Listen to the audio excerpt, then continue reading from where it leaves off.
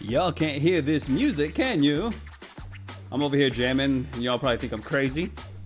You know, because that would be the thing that makes you think I'm crazy, is the fact that I'm jamming to music that you can't hear.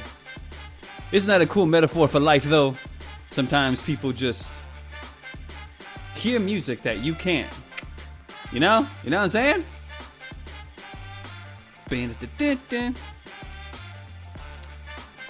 It's pretty cool, though.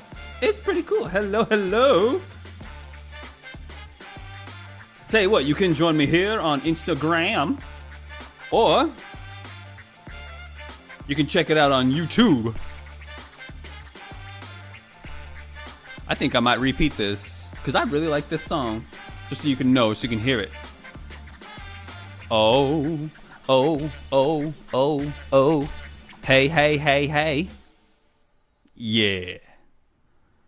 Might lower that just a little bit, though. Aw. Stephanie T, my main MC. Stephanie T, my main MC. Bubby's T. Where's my face? Oh, you'll be able to see my face soon. Like, right now. Ha ha! There I is. What's good in the neighborhood?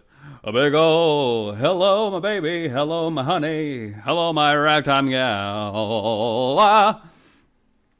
Hello, my beauties out there. And ho, ho, ho, a merry late Christian Christmas thing for everybody. Hi, hi, hi, hi. See, okay, so people who are looking on stream, you see me there, right? You see me on YouTube. You see me on YouTube, but then there's people on Instagram that see me over here. So if you see me kind of going back and forth, all right? You see what I mean? Hi, friends. Welcome to C.A.C.A. This is Come Ask a Clown Anything that you possibly want to. Hey, beautiful, beautiful engineer MC, Bubbies. How's sound? How's sound doing? How we doing on the mic? 1 2 1 2. Wave check 1 2. Ba-bam bam bam da-do. Yeah, I got my little festive. You guys see my little festive my terrible, what's this called? A jumper? No, a sports coat? We found this at the good something. I can't even say it's the Goodwill, because this thing is silly as heck. Maybe it is Goodwill. It's all Goodwill, I'm saying. Aw, it's okay. I'm beyond for a little bit, so it's all good. It is all good in the hood for people doing their things. All right, welcome to C.A.C.A, abbreviation for Come Ask a Clown Anything. What is this clown, you may ask? Well, Dimitri here, your friendly neighborhood Heyoka. And I figured in the span of all these streams that we be doing, we be doing, y'all know what it is. I figured we could just solve all of life's problems using the wisdom of an ultimate nerd, a geek, a dude who's just, you know, a guy, you know, just a guy. Let me just kind of fix some things here. Hold on, where's my music? Where'd my music go? I want my music back. Hey, you, go on repeat. I want you to go on repeat. And for those of you wondering, like, hey, where? I don't hear no music. This is my first time actually ever going live on Instagram. It's kind of cool. 1, 2, 3, 4, 5, 6.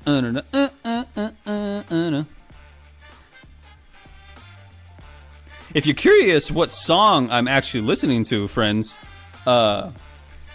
if you go check out on my YouTube channel, Heyoka Unleashed, I use it for our movie reviews called What's Really Good, and there's more of those bad boys coming your way, so it'll be lots of fun. But it's the kind of the intro music.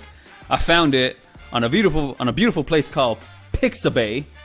Pixabay, beautiful website if you want to find some awesome royalty-free music.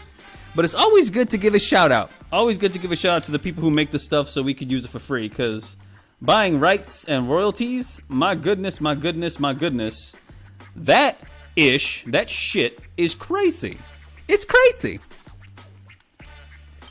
I'm just here having a big old cup of Jimmy Walker. Is that what that's called? Jimmy Walker? It's not what it's called. Yeah.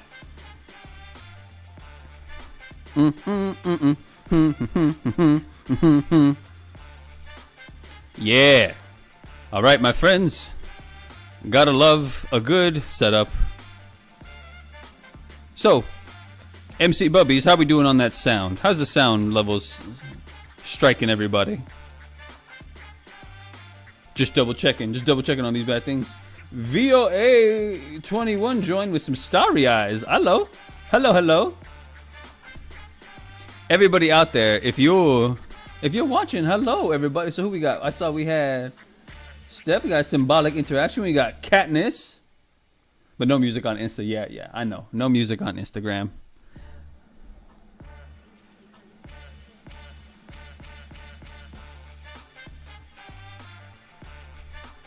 But let's get something a little more chill. That's a very good intro song. But let's get something a little more chill. No music on Insta. See, that's what I'm saying. Sometimes people hear music that you just can't hear. It's the way of life, isn't it? Let's go a different way. I'll be your music. I'll be your music on Instagram. Ocupación! Does that mean Delsey's on the street? Yep, we got everybody. Yes, we got Katniss. Welcome. Hi. This is the smile that lost me so many jobs. I didn't have the makeup on though. I probably should have. All right. Just double checking. I am double checking on my things. Double D. No. Hey, you shush. You echo. You sugary shush. Shush. No. You don't echo my voice. You will confuse me, sir. Do. Baba da beep bop. I'll be your music for Instagram. Baba da beep bop, ba dooba da beep bop, booba da bop, booba dooba da boo boo. Hey. So should we go some like? So we got hip jazz, but like something that's kind of real cool, real chill, you know? Something that just kind of sets the tone. Yeah. Played this one the last time.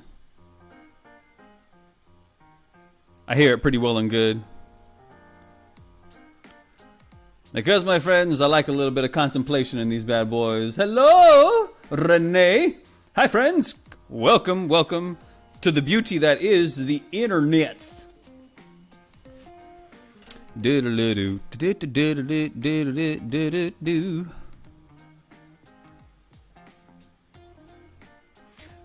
All right, so I'm gonna let my sound engineer know, or rather my sound looker outer for me. If the sound is good, if you're texting me, I can't do it because my clown hands can't interact with the phone. My clown hands can't interact with the business. Oh, and it's dirty business. Oh, this stuff is dirty business. So if there's anything going on, just let the whole world know how technologically inept I be. So what we're doing is, let's see.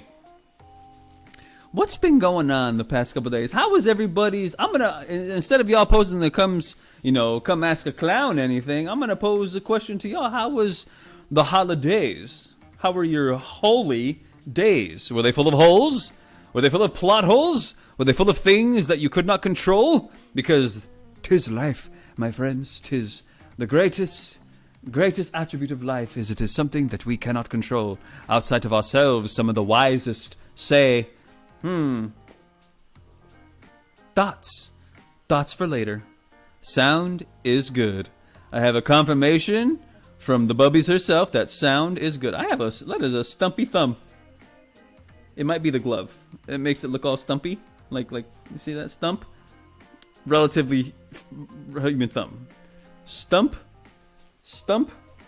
human thumb. Life, huh?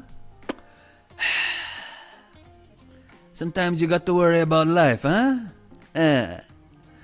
So, let me ask, my friends, let me posit that out there for everybody watching. What is giggity going on? How are the holidays? How are things? Because I gotta say, I love things. Things are good. Things are real good. Things. You know, that's pretty much all of life is things. There's things. You know, you can pretty much categorize all things as things. Even the ethereal things. Things. It's all things. Play again. Oh, Charlie, yes. What's good? So, here, I'll get the conversation rolling because, you know, some things going on with things. And, hey, you got questions? I have uncertain answers. And isn't that what we all need, friends? Just answers that sound strong, but we're just like, is the certainty really there? Who knows? So, for the past few days, while my lovely partner has been healing, we decided to do a bit of a movie marathon. And we caught the Barbie movie. Beautiful film. Very interesting film. A film that is, I know it was marred with so much controversy because that's the kind of world we live in where we can all just get nuts about a movie about a doll. Man, media, very, very powerful. Stories, extremely powerful. And then we watched a movie called The Menu. Very, very good film. Just watched Maestro. Oh, with Mr. Bradley Cooper. How was that? Ocupacion. I want to know about that. I swear to God, when I saw the trailer for that, had no idea it was the old man. It's supposed to be Leonard Bernstein, if I'm not mistaken. Leonard Bernstein, and didn't know it was Bradley Cooper whatsoever. That is Bradley mother effing Cooper. How crazy is that? And also, I read that movie actually got a fair amount of controversy as well. Not fair amount, but there's some controversy regarding the casting of that film. That's kind of nuts, man. Things. Oh! I got my first question. Well, technically my second, because Stephanie T asked me, where is my face? It is somewhere near my anus. No, I'm just kidding. It's somewhere between my ears. But the second question I have is from one Miss Trina Martinez 74. IV or Gucci? Well, if you place an IV, that's pretty Gucci. I gotta say, if you place an IV, that's pretty Gucci. Gucci. But I have a question for you. What is IV or IV? IV or Gucci? Do I own any Gucci thing? Everything I'm wearing right now is Gucci. This makeup is Gucci. Uh-oh, Stephanie T says...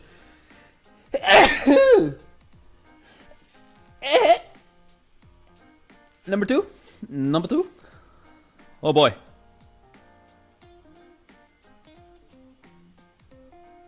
I'm good. Oh, what is that? Strain in my face. Come off you. That's gotta be disgusting. That's alright. It's me. Keeps it real here on the C.A.C.A channel. It gets about as real as it gets. Bless me. Oh, thank you. Thank you, sister. And then we finish out. Okay, I'm doing okay. Okay, so Stephanie T says LV. Oh, so it's LV. Oh, I didn't know it was LV. It's a L, so it's a lowercase L. I am assuming. Yep, I thought so. Is Louis Vuitton, which is the correct pronunciation. Louis Vuitton. He's been lying to the entire world that that's how you say his name. He's like, actually, my name is pronounced Vuitton. Dang. He'd probably get so mad that that I said that. But yeah, everything I'm wearing is Gucci, except my shoes. My shoes are Louis Vuitton. And oh no, you come here. You come here. There it goes. That's good. Cause you can see the microphone. What is this metal, black and metallic phallus in my view? My goodness. My goodness. It says, but I'm more of a Louis Vuitton girl. The only reason I have some passing knowledge of this is because of my partner. It's kind of insane. What are they know? Which one is known for the red bottoms? The red bottoms that you get for certain places like that. That's Louboutin, isn't it? Louboutin is the red bottoms, right? I had a discussion.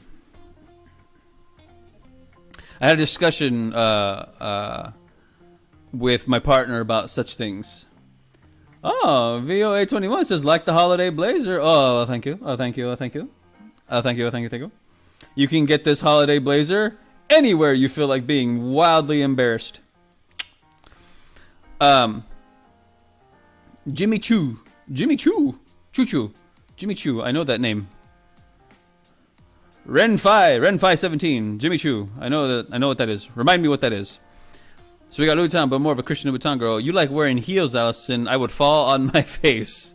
Hey, you know what? It's true. Hey, anybody out there, if you're judging people who walk on heels, anybody who walks on heels, that is a skill. Walking on heels is a skill. Okay? Don't let anybody be crazy about what it is that they're doing with no. Like, I understand workman's boots, man. You're up there, you're working hard, you're doing some things like construction or something.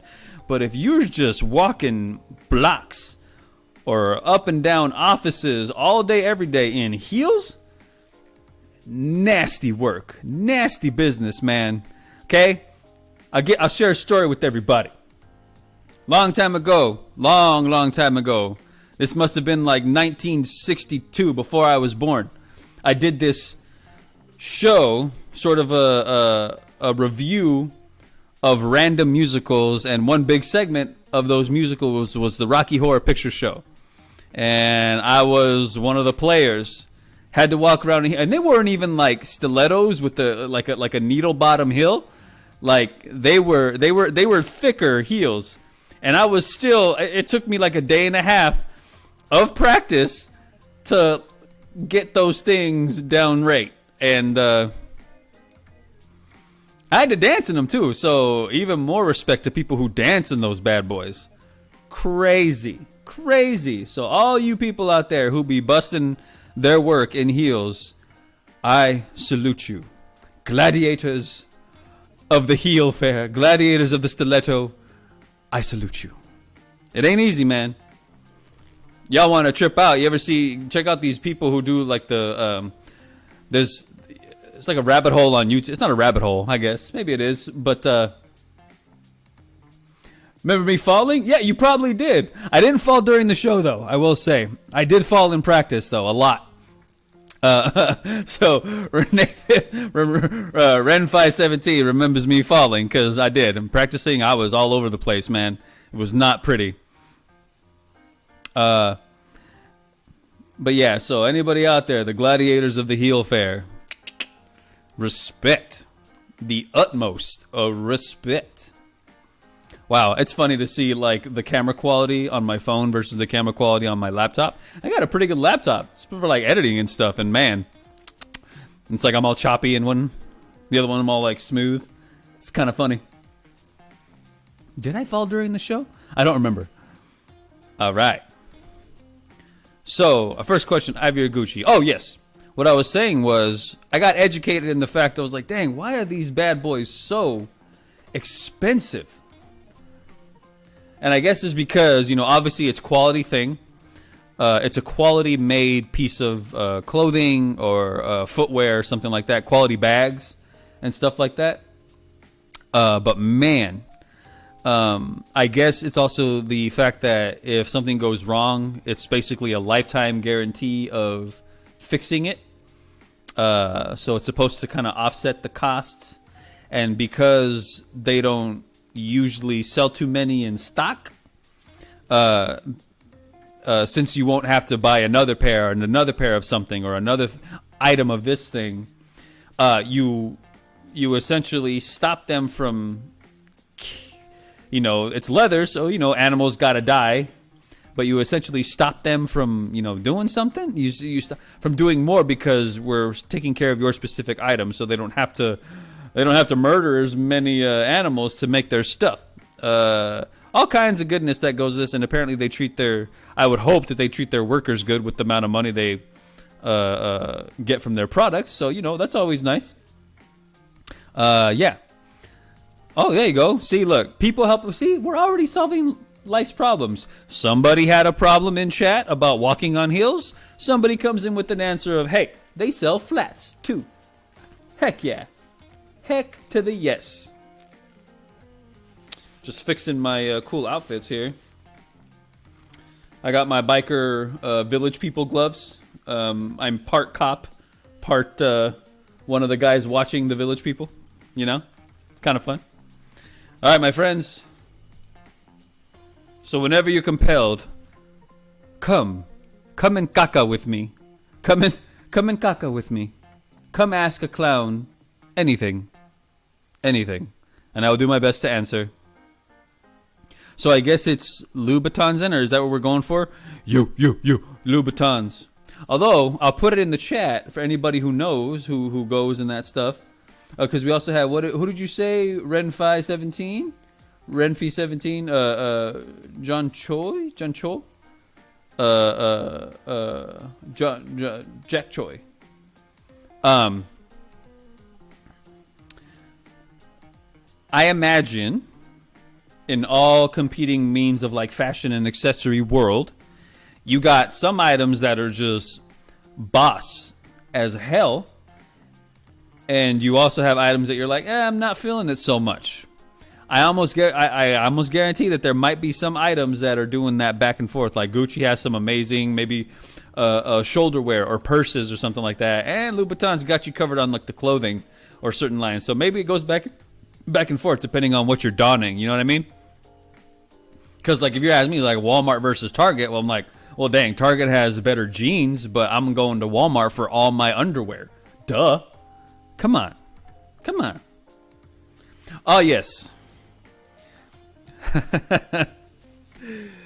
My partner being the one who just so loves. My partner just so lovely loves Taylor Swift. Ren517 says, anything from Ross. We used to shop there. Yep, Ross was kind of the business there. So, my friends, yeah, you throw out some questions for me. I'd love to hear. All right. Anything from Ross and best part of winter overall. So, next question coming in. Ocupación podcast asks, best part of winter? For me, I love the snow. For me, I love the cold. The reason I love the cold is because logistically, it seems to be way easier to keep warm than it does to keep cool. Know what I mean? Like, keeping cool is really difficult. Because you can only take off so many clothes before you get arrested for indecent exposure. And I don't have the body to just be like, well, we'll let him go. I'm not walking around looking like Chris Hemsworth and being like, sir, you can't be naked, but damn, do I respect you. And then the whole police force stands up and they're like, that's for your six-pack, sir. 6 salutes for your six-pack. I'm going to get to the T-Swift question, I promise. But yeah, I would have to say like just the cold in general. Granted, I've only been like ridiculously cold a few times in my life. I never lived in a place that was like the cold was debilitating. But If you're in the right circumstances, yeah. Winter's pretty cool like that, though. And, sometimes like a nice cold can imply a good snuggles. You can burn a good fireplace, a lot of warm drinks that you really enjoy, like a good, a good hot chocolate, or your favorite, if you're down for like a drink, if you're down for a drink, you can do something on the way of like, an Irish coffee. You can have yourself a nice Irish coffee and just really enjoy the view of all the things going on outside in the blizzard where people are freezing to death and dying. Looks like we have sent a request to be in your live video, and I can't get it, Lalo Stephanie Kama. Lalo Steffi Kama. We're going to bypass this for right now to have lives going back and forth. Only because I have to, it's like videos coming from one or the other. So I might keep it just the chats and everything for now. All right, so there we go. Ocupación. That's good for winter. You get nice and cold, snuggle up with your favorite pet, your favorite partner, your favorite stuffed animal. Nice fire. Watch a damn good movie because it's warm. It's cold outside and you got to keep warm. Always lovely. Always a lovely time. All right. Stephanie T asked, what was your favorite part of the Eras tour? What was my favorite era of the Eras tour? One of the things we saw this time, my friends, one of the things that came after we saw the menu, earlier today, we watched Taylor Swift's The Eras Tour on Amazon. I gotta say, I had a pretty good joke going in there. We saw that the cost of to rent the Eras Tour on Amazon was $19.89. $19.89. So I said, dang, I'm glad, because 1989 is the name of one of T Swift's albums, 1989. And I'm like, dang, I'm glad T Swift didn't make an album called like 34.59, because then we'd be paying $34.59. Now, favorite part of the Eras tour. Contemplating.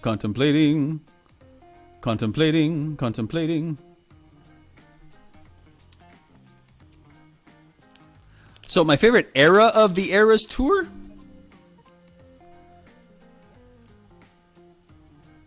I'm honestly not sure if I had one, principally because I only knew maybe like one song from each tour, if that makes sense.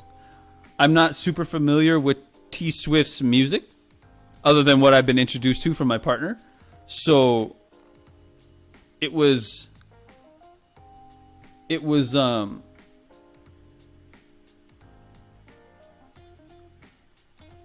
like I was playing catch up on each time, So whenever my favorite part of all the eras were anytime I recognized the song. And also because my partner is a Swiftie head, anytime there was some backstory regarding a song and who maybe the song might be about, whether it be Tom Hiddleston or Jake Gyllenhaal or the guy who does something else. Forgot some of the other dudes, some of the other people involved with the songs. It was interesting to hear the backstories of some of these songs and the nature of their relationship, as according to my partner, as according to the songs on T Swift, as according to whatever gets put out in, media, in like popular media magazines and journals and stuff. So, who knows? I will say the lighting design and all the effects for that bad boy are pretty insane. Pretty insane effects for that show. All of the visual screens and the 3D animatics for everything was really cool. Yeah, I'll give it that. So yeah, that was my favorite part of the Eras tour. Snow is pretty magical. Yes, it is, my friends. How about y'all? What do we got? What do we got for these beautiful places of Winter. Beautiful things, best part of winter in everybody's opinion. I want to hear yours so we can have a nice little back and forth banter. Now, on to another question. Oh, here we go. We're going to get deep with this one. Stephanie Camacho asks over here on this bad boy, are you happy? Absolutely not. Half the time I think I'm confused. And I guess maybe once in a while I am happy to be confused because then at least it means that my brain's working. But oh my goodness. Think about it, my friends. Like, that is a deep and almost immeasurable question. Because there's conditions to answering that question, right? Like, are you happy all the time? Are you at peace all the time? Are you joyful all the time? Do you relish in everyday things that life just throws at you, whether it be something completely mundane, which is usually what happens all the time, right? Like, things are mundane. Stuff is just kind of there unless you live kind of an extraordinary life, which I would say most of the people that I know, it's not necessarily always extraordinary. It's relative. You know, to us, some things some people do are extraordinary, and to them, it's like it's their mundane. You know, somebody who's just chilling up in space, to us is like, wow, that's amazing. But they've been up there for like 8 months. And space is just like, oh, yeah, I've seen it. I've been up here for 8 months. Yeah, it's kind of crazy. Happiness is hard sometimes, says one Stephanie Tukert. And yes, absolutely correct. Happiness is hard. I will say, though, my friends, apparently, some of the wisest who've done life already say that happiness is like earned. Like, you kind of earn happiness. And then some of them say their happiness is like the default. But more so than that, which is what I say at the end of all my videos and all my stuff, peace is your default, because from peace you're kind of able to tread up to where you got to go. At peace, you're essentially your best self, some of the wisest say. Yeah. So, Trina Martinez 74 asked me, so am I happy? Ask me on a day where I am, and I'll probably just be like, yeah. Ask me on a day where I'm like mad,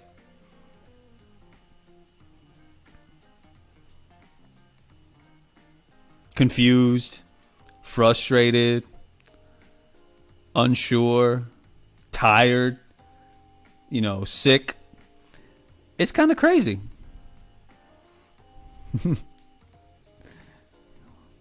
How funny. But yeah, I posit that to everybody else. Go ahead and ask yourselves, are you happy? And I guarantee before you probably answer like yes, no, maybe, it's probably just going to be a huge philosophical dance in your head of like, well, what the hell does that even mean? I know I normally try to keep these PG, but like, seriously, are you happy? What the fuck does that even mean? Like, because who knows? You know who's happy?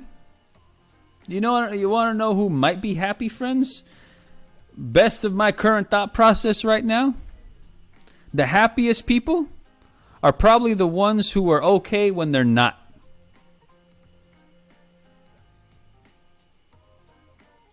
Those are probably the happiest people. When not happy is there, they're good with it. Because great father say, doesn't rain every day. Which is sad, because if you love rain, you're like, well, then damn, I want some rain. Now I'm not happy because I want rain. It's insane, my friends. It's insane. It's insane. And I wish T Swift would write a song about happiness. Write it. Write it, Taylor Swift. Are you listening, T Swift? We are being sarcastic because Mom keeps asking Steph every 5 minutes. She keeps asking me, "Are you happy? Are you happy?" Well, are you not happy? Is, you know? She has. Oh, T Swift has written a song about being happy. Good, good, Taylor. Good. Now you're doing the sexy Lord's work. Damn it. Now I'm mad because happiness. Is the song called Happiness? Is it called I Want to Be Happy? Is the word happy in the title of the song that she writes about being happy? I want to know. I want to know, my lovely do. I want to know, where do you go? Oh. I'm going to get copyrighted. I hope not, because I'm singing it and not well like the people in the things. Pick up the phone because I called it. So in chat, it seems I have a mother asking a daughter if she's happy, but apparently too much. Where's the lesson there, my friends? Mothers asking their children if they are happy. Isn't that the main concern of every parent? To let that child understand and really know what it means to be happy? I would say so, yes. I myself am not a parent of human babies. But it is kind of a frequent question if I'm around my little ones, my 2 dogs and a little cat. I want to make sure their welfare is good. Mother's intuition, or I guess intuition was incorrect. Intuition, a mother's concern. A mother's in the forefront of her care.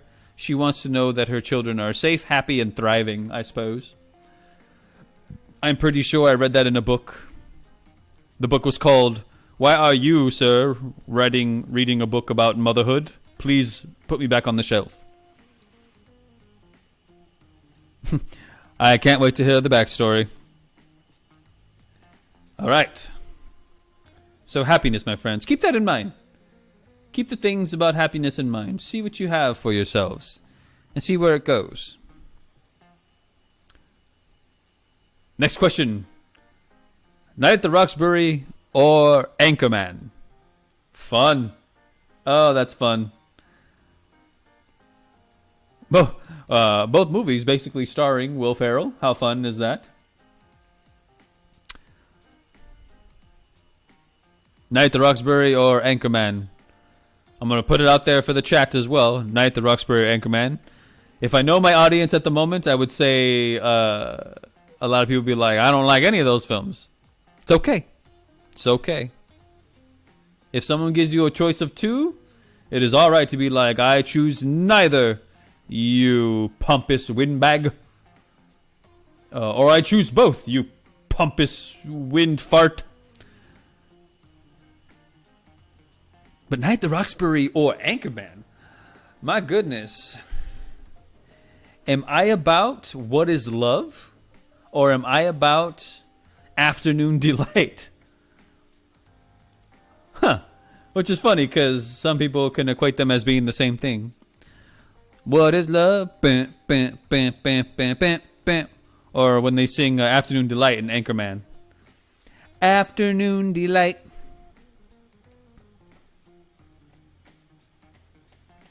Taking my time, taking my time. I'm going to say I might choose Anchorman. I remember, I think I had just objectively a little more laughs than Night at the Roxbury, as much as I loved Night at the Roxbury. Like, there's a few moments in Night at the Roxbury that always used to crack me up. There's this one scene when Molly Shannon's talking to Will Ferrell, and she's like trying to talk to him, and they're like loading a van, and Chris Kattan is like in the background going back and forth, putting the bushes in the van, and you just see this motherfucker just hurling some of the pots into the van. I don't know why that used to crack me up. He was so mad. But yeah, Anchorman was like the business for a while. Man, that was like the peak. That was like some of the peak of that type of comedy. And, you know, I think that movie is probably what really launched like Steve Carell into comedy stardom. I think Will Ferrell was pretty much there. He was on top of that mountain. So I'm going to have to go with Anchorman. Just for kind of some a little bit more. I had a little bit more, fun going with that one. So what y'all thinking? What is everybody else out there thinking for Night at the Roxbury or Anchorman?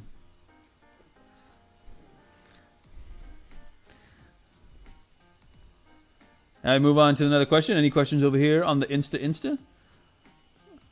Looks like, oh, we got an Anchorman. Okay, Stephanie Tucker. Have you ever seen Night at the Roxbury?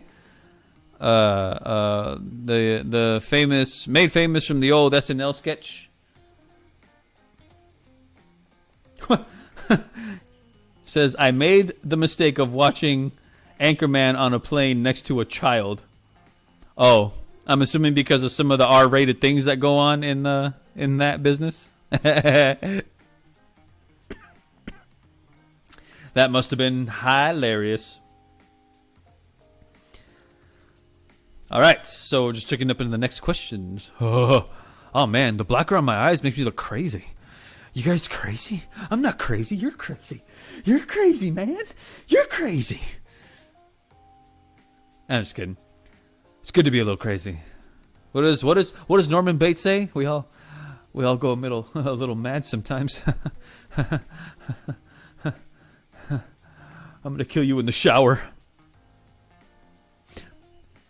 One, Anna Gonzalez puts into the chat. Have you ever kept a New Year's resolution? Oh, that's a little too personal, Anna Gonzalez of Anna Gonzalez's. Have you ever kept a New Year's? I don't need you judging me. I don't need you judging me. Wait, no, I haven't. No, I have not. If I'm being completely honest, no, I have not. I will say, here's the wisdom to be found in this bad boy, friends. I don't know if any of you are familiar with a comedian named Pete Holmes, but he's got a great little segment of he hates New Year's because he's like, oh my God, he's like, you do realize that every day is a year from last year. So whether it's January 1st from January 1st or, freaking February 38th, it's a year. It's a year from that year. So anytime you want to celebrate the new year, he's like, technically you could do it. This isn't the joke, obviously. It's basically affectionately what he said. But every day is like you can celebrate New Year's. You would just kind of keep it from the 365. You can celebrate New Year's whenever the hell you want. It's great. It's fantastic. Although I will say, to be even more honest, for the lovely Miss Ana Gonzalez, is I haven't made that many New Year's resolutions.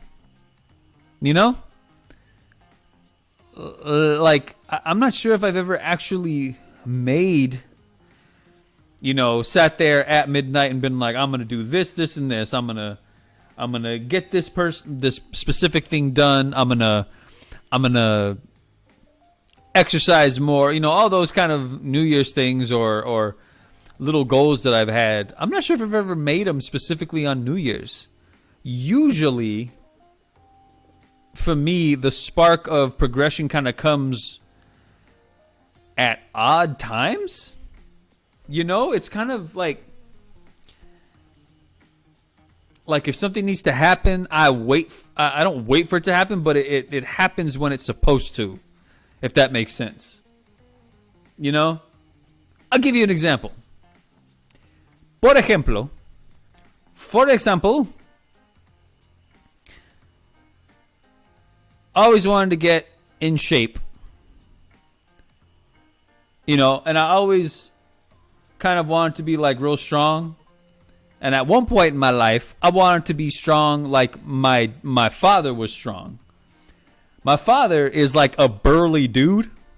It's kind of like a Latino lumberjack. My dad was like a football player back in the day, see? So his strength was very much measured in like power, raw power, explosive power, right? And he kind of cultivated that kind of body for himself when he was younger, and he kind of maintained it when he was older, right? Since he was like my main influence as a young kid, I'm thinking, well, like I'll be that. I'll try and have like that type of powerful body. One, not that I couldn't do it, but it wasn't really in the cards because that's what he was doing, like to cultivate his football playing and to make himself stronger while he played football. But two, I didn't have access to like the gym like that, especially after I graduated high school and stuff. And during college, didn't really have the desire to do all that because I was way too busy with school and trying to do all my theater stuff. So what did I do? One random day, I saw a movie that I've mentioned in another stream before.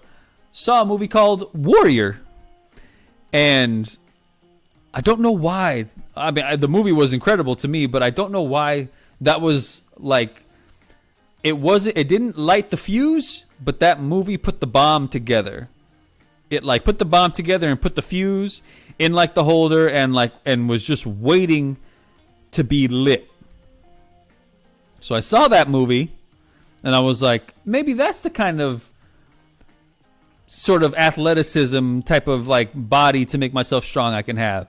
Not necessarily the type of body type that maybe someone like my dad has, or somebody who's more burly and has a specific type of power to them, like a specific type of the athleticism is more geared toward explosive power for short bursts. But I liked I really got into mixed martial arts because of that movie. And then what lit the fuse one day was in the morning when I used to live with my sister and my brother-in-law. I went, after dropping him off at work, to get a glass of milk. And it wasn't like it was a 5-gallon glass of milk. It was like a little cup. It was like a cup that you put, maybe a shot and a half of whiskey in. I just got that cup and I poured some milk in it and I lifted it like this.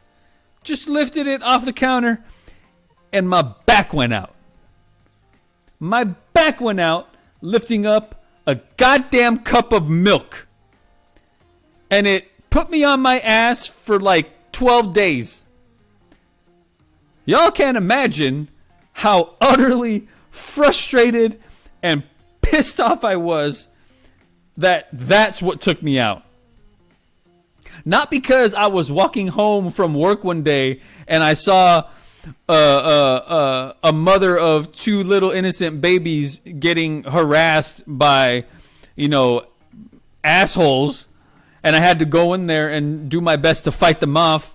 And then it turns out it was like that's the wife of like a mafia dude, and I got in trouble, and all of a sudden there was a big firefight, and I had to like save my own life, Die Hard status, where I was walking through glass and I accidentally, inadvertently took down all of like the crime syndicate that happened in our city of I don't know, where were we at that time, in Riverside or something like that.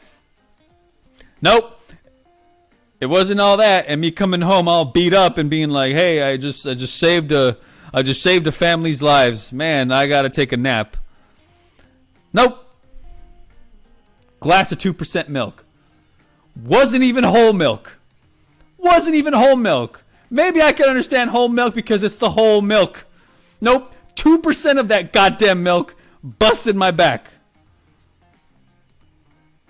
I will say that was the spark. I actually legitimately remember that being a spark. I was like, I never want to be in pain for something so stupid again.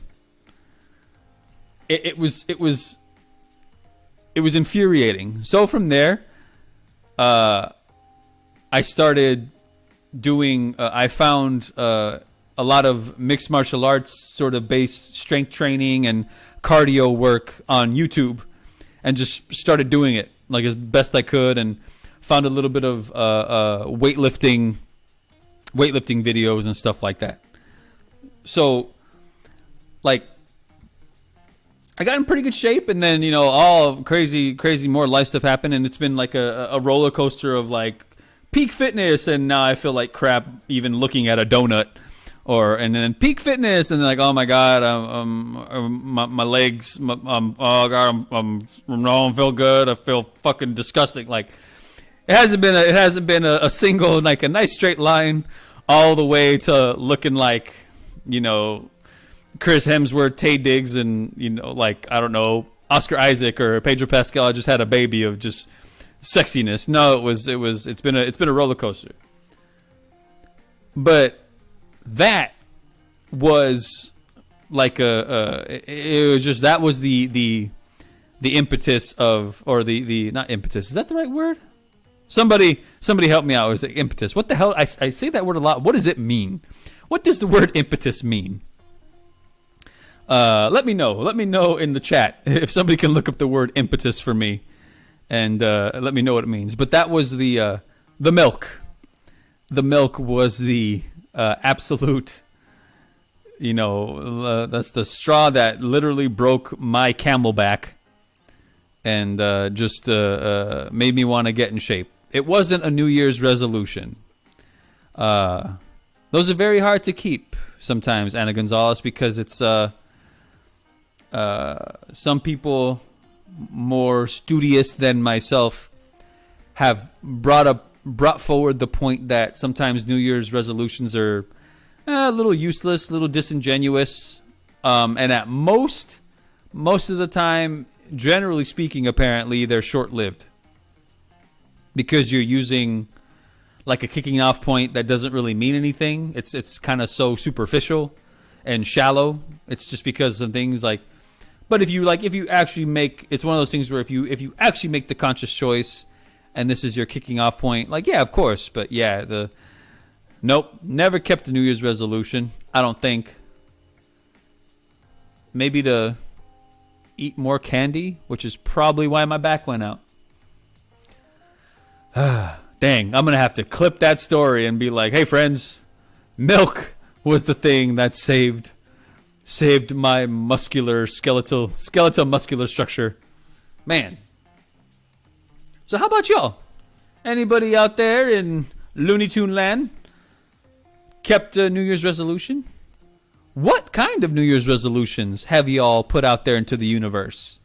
Did you do good with those New Year's resolutions? Let me know. Throw it up in the chat.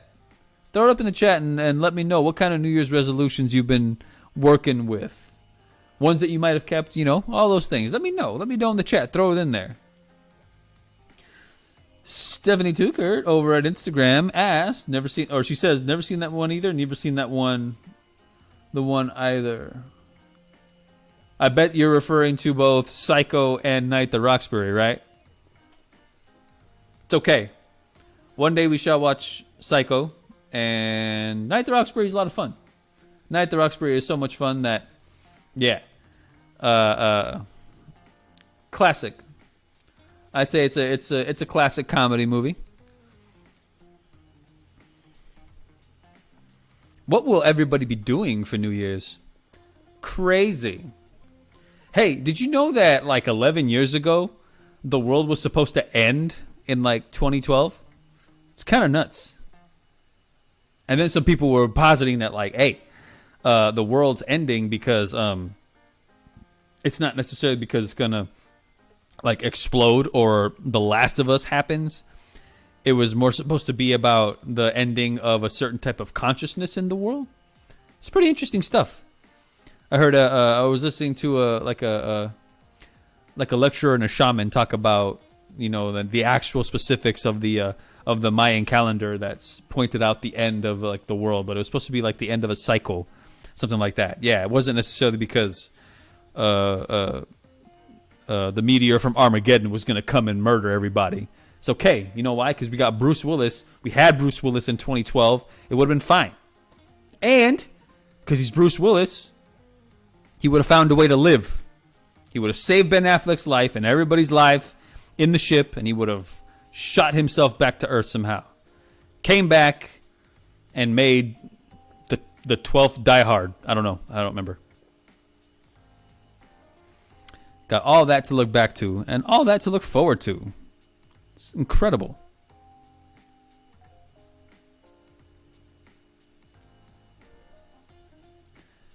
Oh, just checking. Oh, yeah. I'm checking those feeds here, friends. Do. All right. So throw it back. Throw it on back. Throwing it on back to what we were talking about before. I love...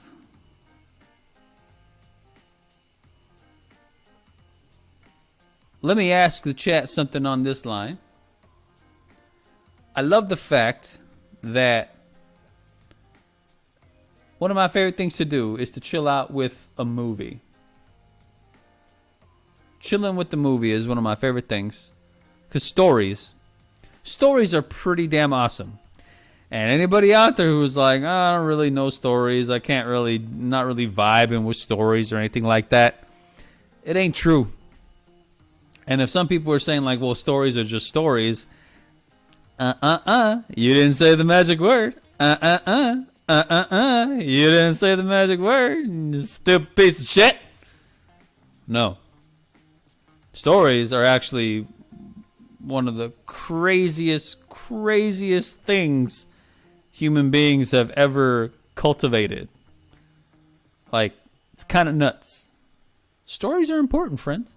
Stories are very important. Whether they be fiction, non-fiction. I wonder if there's anything in between fiction and non-fiction. Reenactments?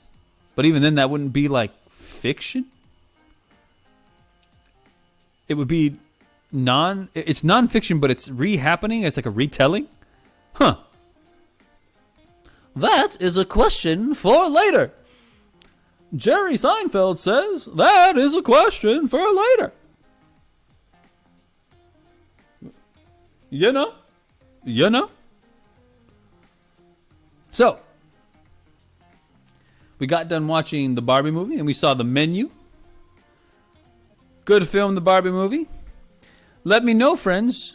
Let me know if you'd like a lovely little chat / video or something along those lines. Maybe a reaction video of certain parts or an in-depth discussion about the Barbie movie. I know, I'm always late to the game when it comes to certain things. Like, people come and they say, like, hey, if you want to kind of be trending at the right time, you got to hop on a new thing. So I should have hopped on, like, if Ocupacion is still here, should have hopped on Maestro, hopped on Killers of the Flower Moon when it came out. When Barbie came out with Oppenheimer, should have hopped on with thing. But, life happens. And I will say, I don't like to succumb to those type of things, friends, because sometimes when you just spit out those things really fast after a movie comes out, your thought processes is more reactionary as opposed to like it's absorbed and you've had time to really sit through some of the beats of the movie, or the TV show, whatever kind of thing. The only thing I can't see myself doing that with is like books. Maybe video game. Oh no, video games still the same thing. But maybe books, because you actually sometimes really have to sit down and really absorb a book. And I don't know about y'all. Let me know in the chat as well if you guys have this. If y'all have this sort of thing. But I can't power through a book. I'm not much of a speed reader. I actually have to sometimes really go and like, what did they mean by this thing? What was going on here? Let me try to actually envision the world that the writer is painting with this stuff. And I don't do it very fast because I'm pretty melodic when it comes to how I read things. Never been much of a speed reader. So I feel like maybe with the book, you could probably really assess the things that you're talking about with, how you felt about certain parts of the book and everything like that, But yeah. So I don't really jump on the trends when they happen. I didn't hop on Barbenheimer when I should have. Damn, Still want to see Oppenheimer though. Oh my goodness, friends! I gotta tell you, I'm so mad at Christopher Nolan. And does he care? No, because I'm not even a blip on anybody's radar on that level. It's okay. Not mad at him. It's not his fault. I respect him as a filmmaker. He does amazing work. No, I'm mad at him because I wanted to tell the story about, well, not necessarily Oppenheimer. Actually, that's a lie. That's a big old lie. I did want to kind of tell the story of Oppenheimer and the creation of the atomic bomb. I was just inspired by an old video that my dad had about like the sort of the history of the nuclear bomb, or the atomic bomb into the nuclear bomb, and all the different ones they did up until like, I want to say from the 40s to the 80s. I want to say it's a long time ago since I saw that video. But man, I saw this interview with Oppenheimer a long back, and man, that man's face when he was giving this interview, kind of reflecting on what he had made and everything like that. My goodness, man, that dude looked like he accidentally stared into like the eyelash of God, and God was not happy with him. Whew, and the weight of his action really took on. I was like, oh, I want to make a movie about that. And then like a year later, I saw the trailer for Oppenheimer. I was like, damn it, man. Damn it. I was like Dean from Rizzo. Damn it, son of a bitch. If Jensen Ackles is watching, I'm going to have a son of a bitch off with you.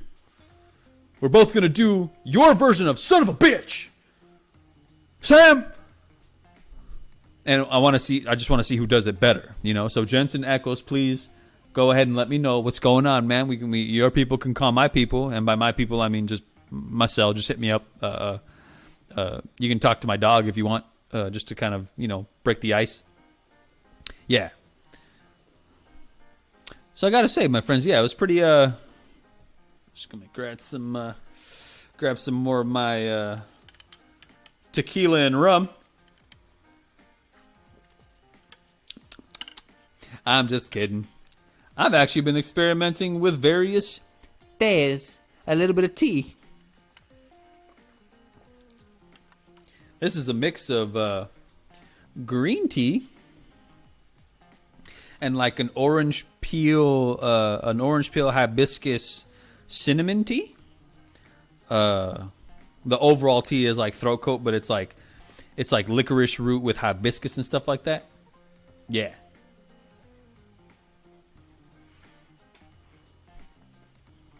All right, my friends. So yeah, go ahead, throw it up. Let me know what some of your favorite stories are. Let me know if there was like a story that you've heard, both in like life or on TV or in a movie, anything like that. Let me know. Let me know if there's a story that's really been like, oof, and it stuck with you a little bit. And you actually kind of, something in your psyche changed because of the impact of that story. Let me know. Let me make sure that this thing just doesn't go.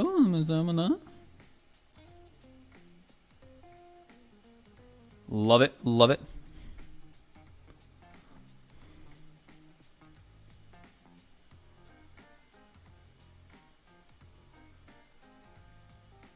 All right. Check in. Check 1 2. Check 1 2. One Stephanie Tukert asks, what do I find more scary, the T-Rex or raptors? Oh my goodness. Okay. All right. The T-Rex or raptors? Are we talking about the T-Rex from Jurassic Park? Or are we talking about just a T-Rex and a raptor from, I think they said that they actually existed in like the Cretaceous period. So yeah, which ones? If it's from Jurassic Park, yeah, that'd be very different than what I understand as like biologically accurate or archaeologically accurate. What would be the term? What would be the actual scientific term? Jurassic Park. Okay. Before I answer that, God, what would be the term? To have a genetically accurate, archaeologically accurate, biologically accurate, historically accurate? All of those. You know what I mean. Y'all know what I mean, right? So she asked from Jurassic Park, what do I find more scary? The T-Rex or the Raptors? Anatomically? Genetically? Right? Yeah, see? So... Oh, man.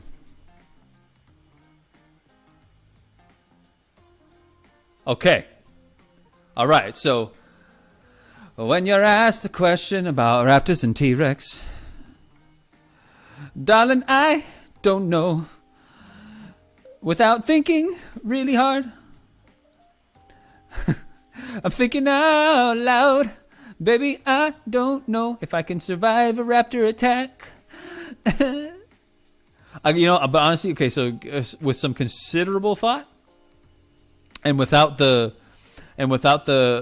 mistake slash the magic slash mistakes of movies, I would have to say the Raptors are more scary than the T-Rex, because the T-Rex, Mama T-Rex, will F your S up. She will fuck it up all day. You know what I'm saying? Mama T-Rex is not a joke. And then in Jurassic Park 2, she's got her man and her baby, and they're over there defending their baby and messing up all kinds of stuff. You know, they're the big predators in the first two movies, and they got all the different ones at one point. But like, you can hear the T-Rex is coming, and they got that whole weakness of like, hey, don't move, and they won't be able to see you. And she really was staring right at Dr. Grant. And oh my goodness, what's the granddaughter's name? It's Timmy and I was gonna say Bev, and that's not her name. Bev is Mama from It. Lex, yeah, Timmy and Lex. The T-Rex was staring right at them and like sniffing, and genius Steven Spielberg. Setting up that thing that maybe it's kind of possible that the T-Rex, Mama T-Rex, couldn't sniff out Dr. Grant and Lex because it was raining. So everything is probably just, and the car's all flipped over. There's just all kinds of sensory overload. So the T-Rex is kind of like, whatever. I'm going to go ahead and attack this big old metal thing that I don't like. But the Raptors... Like, I was like really thinking, I was like, are you ever safe in, if you come into a building and if the T-Rex can't break through the walls or something like that, like, you know what I'm saying? Like, the T-Rex is a problem, and it's like it's kind of a big juggernaut, a big bulldozer can just kind of mess up things and everything. And out in the open, it would be maybe a little easier because you can maybe get out of its view and then go hide and freeze, cover yourself in mud or something like that. But a raptor? I think I gotta go, Miss Tukert. I gotta go with the Raptors, because if they're anything as smart as they are portrayed in the films, I don't think you're outsmarting it, especially because if you think you're running away from one, that means they're setting your ass up with the other two to basically corner your ass from doing whatever it is that you're going to be doing. So, yeah, my vote would go for the Raptors of just being scarier. Not as powerful as the T-Rex, obviously, but man. And I don't know, man, did you see, even in, I know the lot of lore inconsistent or whatever, just little funny things about the Jurassic worlds. But Blue, I don't know, man. I think I'd rather have a T-Rex on my ass than Blue, the raptor from Jurassic World. Chris Pratt's main raptor gal. That's like the one he grew up with. You know, she was coming at him thing. I think I'd rather have a T-Rex on my ass than Blue, because I'm pretty. You know, I'm not a dumb guy, but I'm not. I don't think I'm smart enough to out. I don't think I'm smart enough to outthink a raptor like that. Yeah. So, you know, Blue, I think Blue would mess me up. Yep. So, yeah, there we go. Let me know, my friends. Do you all, throw it up in the chat, do you all remember Jurassic Park when it came out? Did you enjoy it? Did it scare you like it did my partner? Were you in awe at the magnitude of that film? Do you like dinosaurs? Were you ever at all interested in dinosaurs? Right? Like, man. My man Spielberg? Mr. Spielberg has a way of shifting the culture's focus from one thing to another. Or, you know, he did at one point. Anytime he made a movie, people were freaking out about his things. And the culture, everything surround the subject matter and the themes surrounding whatever type of movie he was making was like, that was the it thing for a while. You know, think about it. When Jaws came out, everybody lost their business about being in the ocean and being scared about stuff like that. When Jurassic Park came out, oh, look at what happened with the crazy hype and interest that happened with dinosaurs, and on the History Channel and TLC of people doing all these excavations and everything like that.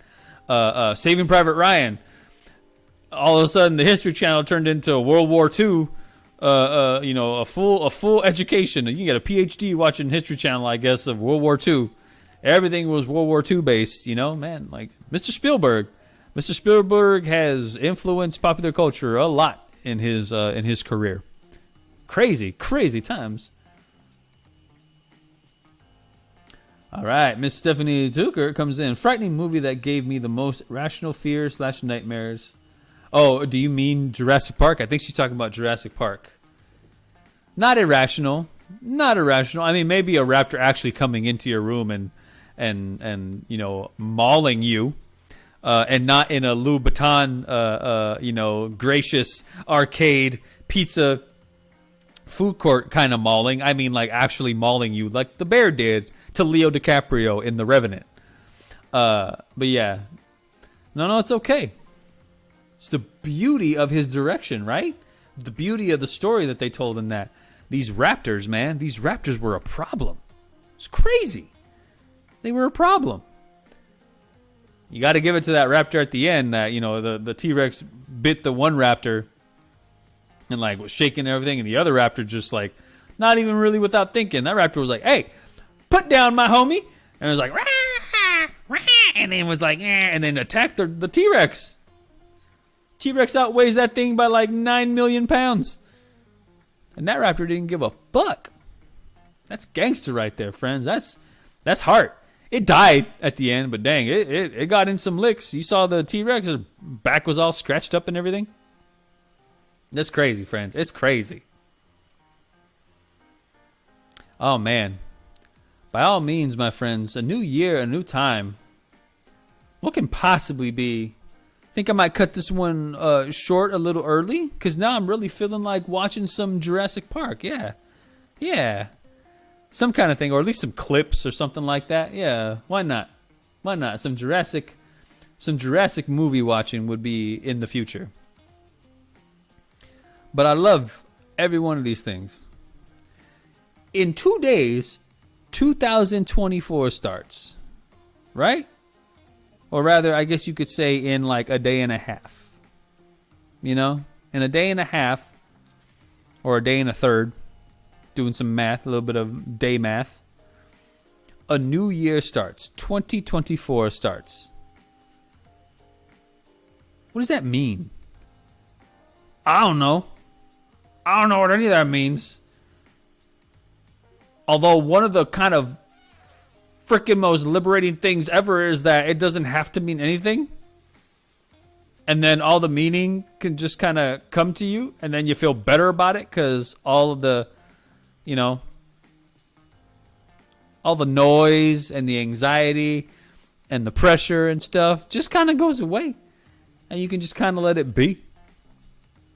It's lovely to let it be. I think the Beatles wrote a song about that. I think the Beatles wrote a song about letting it be called It's Been a Hard Day's Night. Or I think it was called She Loves You, yeah, yeah, yeah, yeah, yeah, yeah, yeah. Something like that. Well, my friends, now we're 16 in. I gotta say, I always have a lovely time chatting with you lovely folk. And always have a lovely time hearing from all your businesses and coming in. You go out there and you have an extraordinary day. Have an extraordinary day every day, all year round. 370 million days out of the year. Have the best days. I want to hear all about it. And in this stream, aside from the videos, we're going to solve all of life's problems in the next one. So till the next one, friends. This is Dimitri, your friendly neighborhood Heyoka, saying peace is the default. Damn near everything is nuanced. And please, just be frickin' excellent to each other. All right, y'all. I think that's a see you later.